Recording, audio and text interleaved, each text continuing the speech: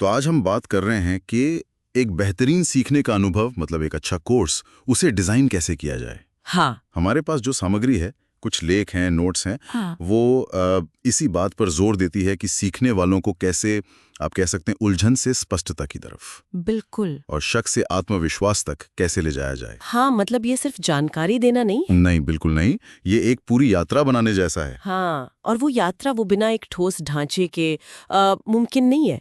एक अच्छे कोर्स में ना एक सहज प्रवाह होना चाहिए, एक फ्लो जिसे कहते जैसा हैं। कहानी में होता है। बिल्कुल, जैसे एक अच्छी कहानी में होता है। हम्म। और ये फ्लो जो है, ये न सिर्फ सीखने वाले का भरोसा बनाता है, बल्कि उन्हें वो छोटी-छोटी सफलताएं दिलाता है ना। अच्छा, जिससे वो आगे बढ़ते रहने के लिए मतलब प्रेरित होते हैं। ठीक है।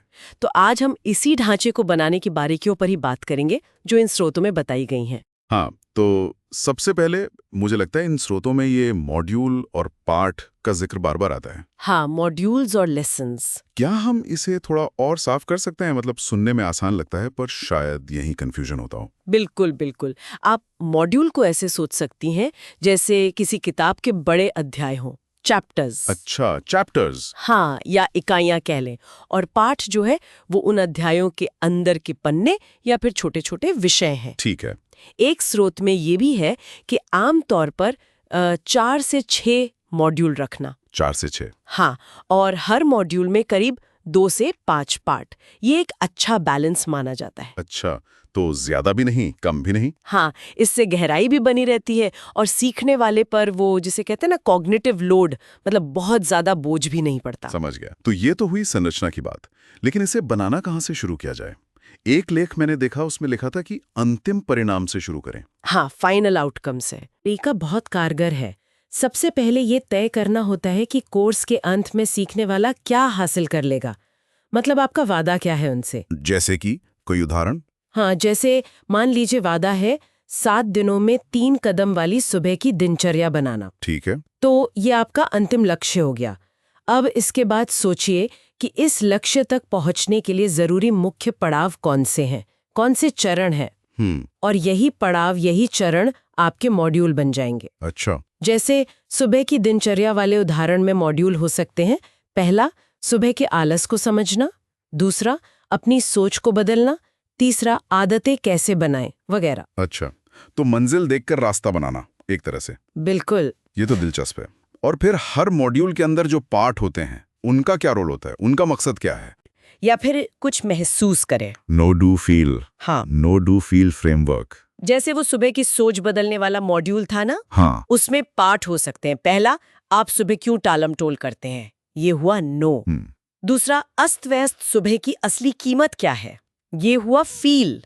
तीसरा, अपनी सुबह की कहानी को फिर से कैसे लिखें, ये हुआ डू। समझ गया। तो हर पाठ का एक स्पष्ट मकसद है। हाँ, और एक स्रोत में इसे बहुत जरूरी बताया गया है ताकि सीखना सिर्फ थ्योरी ना रहे, प्रैक्टिकल बने। सही बात है।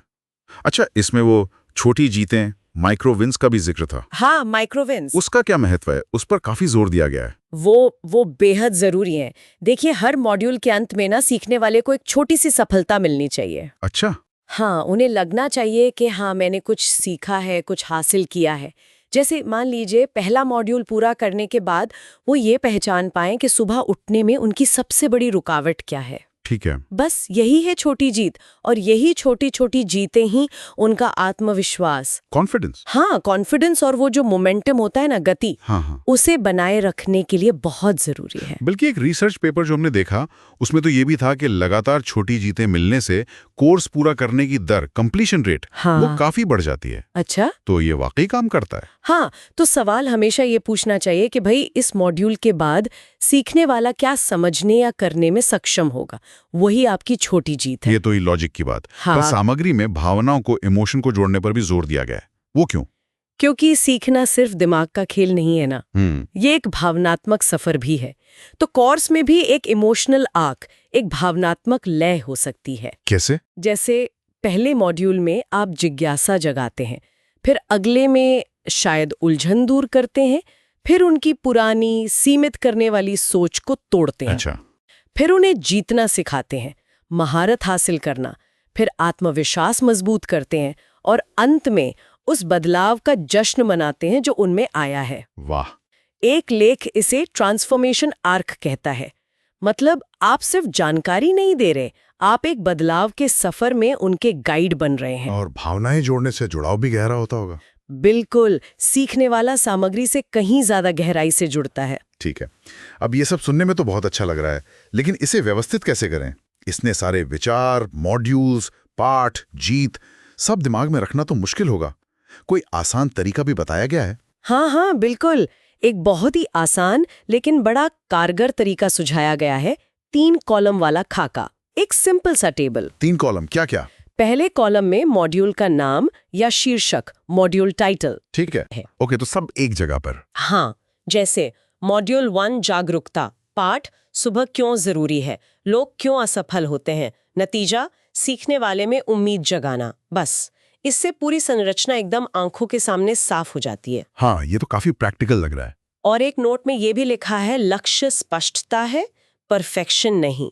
मतलब शुरू में ये खाका बिल्कुल काफी है, ज्यादा जटिल बनाने की जरूरत नहीं। सही है। तो कुल मिलाकर देखें तो एक स्पष्ट रास्ता अगर हम डिजाइन करते हैं तो उससे कोर्स में स्पष्टता आती है, एक प्रवाह बनता है। हाँ, फ्लो। एक दिली जुड़ाव पैदा होता है और सबसे जरूरी, बदलाव लाने की क्षमता आती है। बिल्कुल। ये सिर्फ अलग अलग जानकारी के टुकड़ों को जोड़ना नहीं है, बल्कि सीखने वाले को एक बहुत सोची समझी यात्रा पर ले जाना है। एकदम सही कहा। और अंत में एक विचार छोड़ जाते हैं सोचने के लिए, जो इन स्रोतों से ही उभरता है। बताइए।